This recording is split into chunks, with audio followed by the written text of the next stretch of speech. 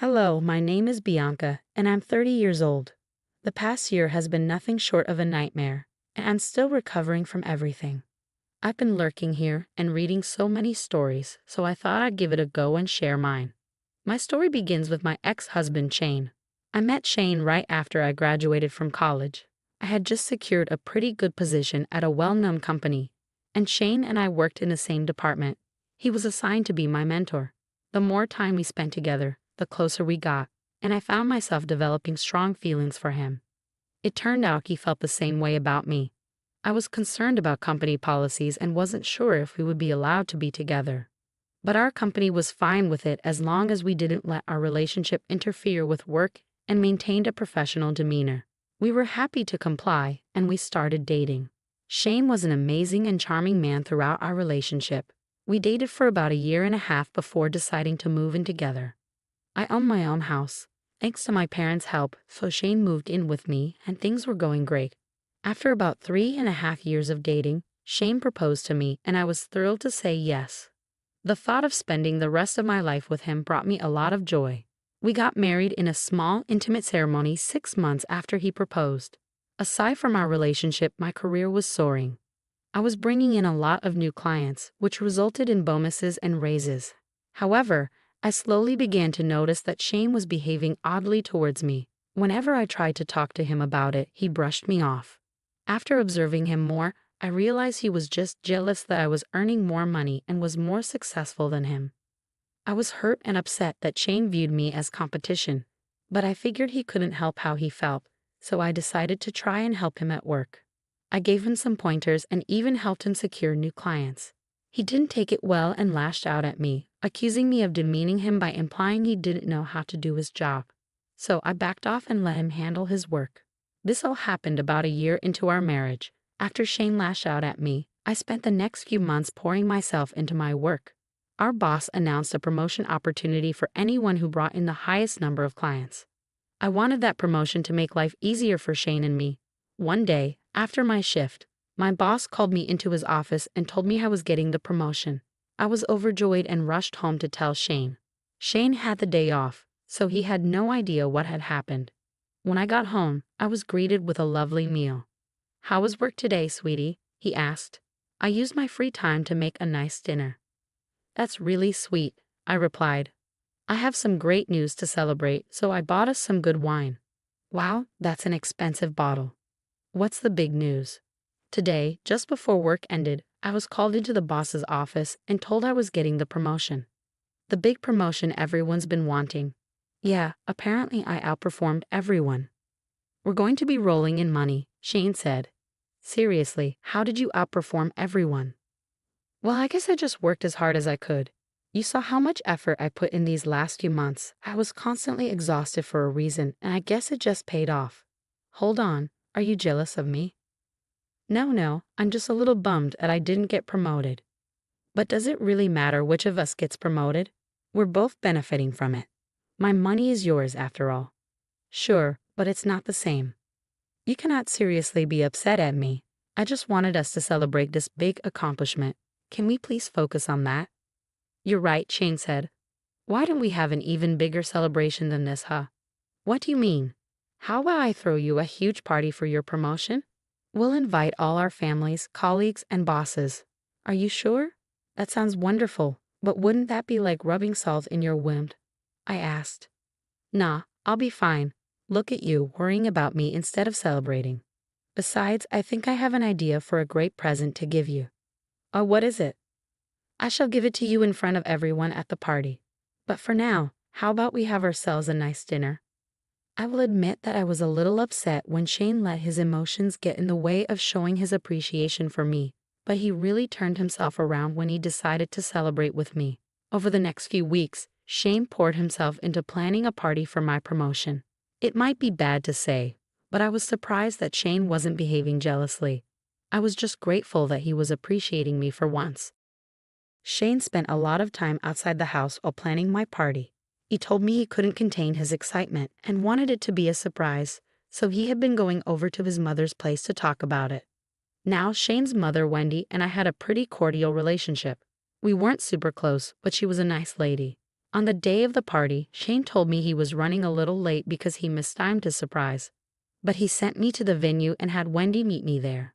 I was genuinely floored when I entered the venue. It was a pretty big hall, beautifully decorated.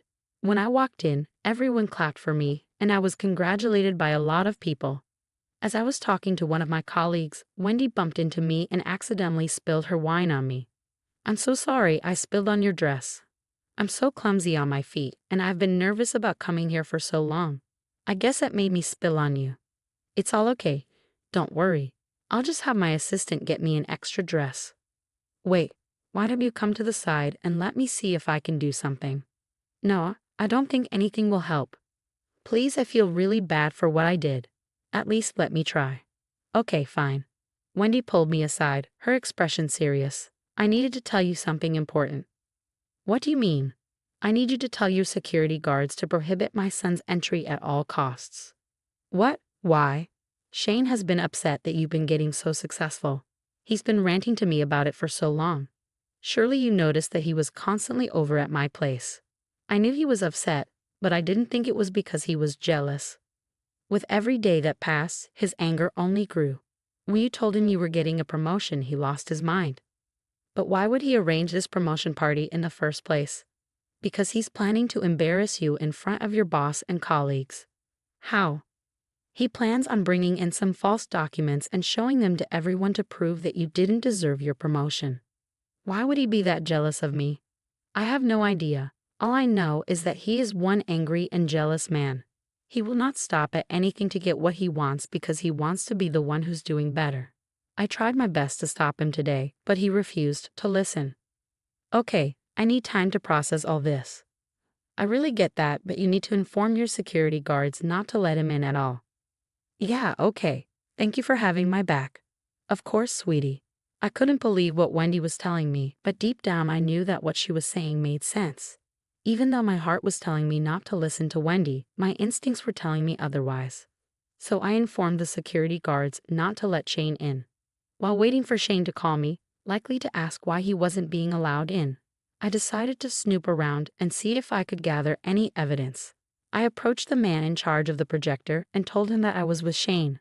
I said Shane asked me to go through what was to be projected, and he let me see what was on the USB that Shane had given him. Wendy was right. There were hundreds of fake documents that, if shown to my bosses, would put me under investigation and lead to suspension. Not to mention, I could have lost my job. I was furious. I kept the USB and told the man to forget about projecting anything else on the screen. After a little more hunting and asking around, I managed to find all the people who would help him, like servers and those in charge of the audio.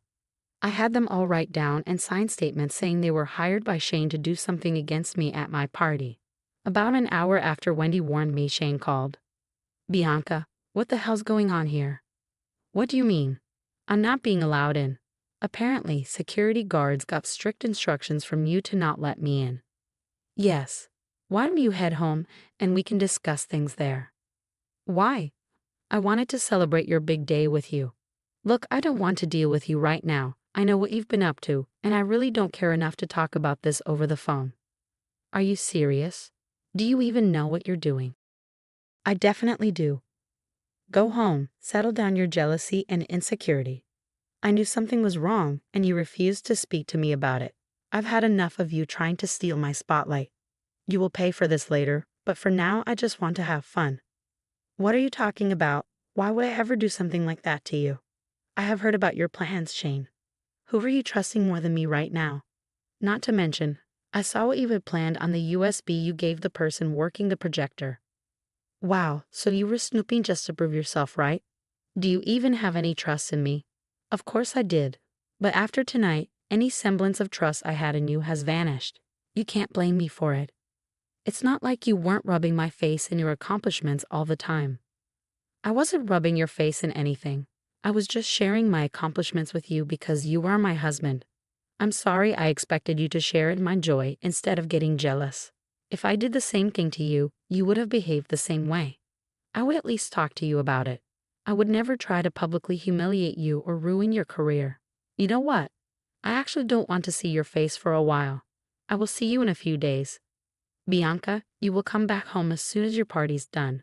Or so help me God. If you threaten me, I will never return. Bye.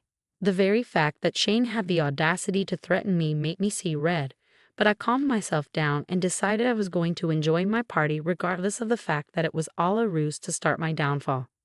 I had a blast, and at the end of the night, I went to Wendy's place. Of course, Shane contacted her, but she told him to stay away from her for a little while and asked him to give me some space. Over the next week, I filed for divorce and waited until I had the papers to go back home. Once I had them, I went back home and was greeted by Shane. You're home finally. Don't try to act happy. I'm not acting. I really missed you and I wanted to apologize for my behavior. You think an apology is enough, Shane? You wanted to destroy my career and my reputation all because you were jealous and insecure. I was just not in the right headspace. That's not even a reasonable excuse. You have to understand, I was struggling a lot. You were being looked at for all the big projects and promotions, even though we were doing the same work. We may work in the same department, but there's a huge difference between our work. Are you saying that I'm not good at doing my job? You said it, not me. Maybe instead of targeting me, he should have thought about why I was getting looked at for everything. I didn't have to actually look at anything. You are a woman and you were just using your wiles to get whatever you wanted. Wow. Do you even know how much revenue I brought in just in the last 3 months? I brought in triple what you did, and I did all my business over emails and calls. How do you suppose I worked my feminine wiles, huh? You must have done some sort of trickery. There's no way that you did so much in so little time. There's a reason I wanted to expose you. And you wanted to do that using fake documents? I couldn't find any actual records, so of course I had to fake some. There's no reason for you to be that much more successful than me. I had to take you down a peg. You really are a piece of work, you know that? You were willing to put down the woman you love all because you let your insecurities get the best of you. They are not insecurities and I'm not jealous, but you have no idea how embarrassing it is to have your wife earning more and being more successful than you. I've been the butt of jokes for so long. Who is making fun of you, Shane? Who? My friends, the ones I meet up with every other weekend. Wow. So instead of dropping your unsupportive friends, you decided to sabotage your loving and supportive wife. You know what? I can't keep doing this anymore. Here, I'm divorcing you. You can't leave me. I only made one mistake, and I apologize for it. This one mistake of yours nearly cost me my career and reputation, and you didn't sound apologetic at all. You were just justifying your actions without even apologizing. You clearly still don't see anything wrong with what you did. Besides, you showed me where your priorities lie, and I'm not even a priority. I'm someone that you have to be better than. I don't think that's a healthy relationship, and I want nothing to do with you. You think this is over? I will ruin you for leaving me. Give it your best shot. I could not believe how dense Shane was. He really did not see why he was wrong and believed what he did was one small mistake. I grabbed my things again and made my way over to Wendy's house, but not before telling Shane he had a week to leave my home. I didn't care where he went, but he needed to be out. Of course, people at work figured that something was seriously wrong between Shane and me, so before the rumors started spreading, I decided to inform everyone that we were getting a divorce. I never told him the reason, but Shane decided that he wanted to ruin my reputation, so he began spewing lies about my morals. He told everyone that I had barred him from entering my party because I didn't want him to steal my spotlight and that I was selfish and jealous. I did not actually plan on ruining Shane's career, but after what he did, I decided to go ahead and show everyone proof of what he planned to do. I emailed our bosses and HR the documents he planned to show everyone along with signed statements from those he hired to help him carry out his plan. I also informed them about the lies that Shane was spreading within the office, leading to lesser productivity on my part and the office in general. It didn't take long for our bosses to decide what was happening. The next working day, Shane was called into the boss's office and was fired. Nothing was funnier than watching him exit the office with his head down. I had an inkling that he lost his job, but I didn't know for certain. My confirmation came when Shane called me shortly after he left to yell at me. What did you do? What do you mean? Don't try and act as if you don't know what I'm talking about. I know that you're the reason I lost my job. You lost your job. Do not try and act innocent. Well, I'm not confirming or denying anything to you, But you have to admit that there would have been a conflict of interest if you continued to work with us. How dare you? I only attempted to ruin your career. I didn't actually do it. You didn't have to ruin mine. If I remember correctly, didn't you threaten to ruin me for leaving you? I couldn't take my chances, so I protected myself. So you did get me terminated? Well, not only were you a bad employee, but you were also actively harassing and planning the downfall of your colleague and wife. That violates all kinds of work ethics and does not represent the values of the company. Don't throw me all that nonsense. Well, let's just say that I was so upset with you trying to sabotage me that I got you fired. Maybe your tiny brain would be able to understand that. But why? I did nothing wrong. Right, but you could have. Nothing stopped you when we were happily married. So what would you have done when we got divorced? Wouldn't you have tried to do much worse things? I just approached HR with my concerns, and when they had to make a decision between me and you, it wasn't really a hard one. You've ruined my life. I will make you pay for it. I'll take you to court and make your pockets bleed dry. Yeah, and I'm sure that the jury would love to see the evidence of you trying to sabotage my career because you were jealous. That's enough now. I'm tired of listening to you. Goodbye, and do not contact me unless it's through your lawyer if you're contesting the divorce. I was glad that I was able to get the exact reaction I wanted out of Shane. That would teach him not to mess with anyone. Besides, I was not kidding when I said that his career in the company was dying anyway. I was just glad that I was the reason he got thrown out. Shane did try to contest the divorce and get me to pay him alimony because he reasoned that I was the reason he lost his job. Well, I had both evidence of him trying to sabotage my job and statements from my bosses, colleagues, and his mother stating the same.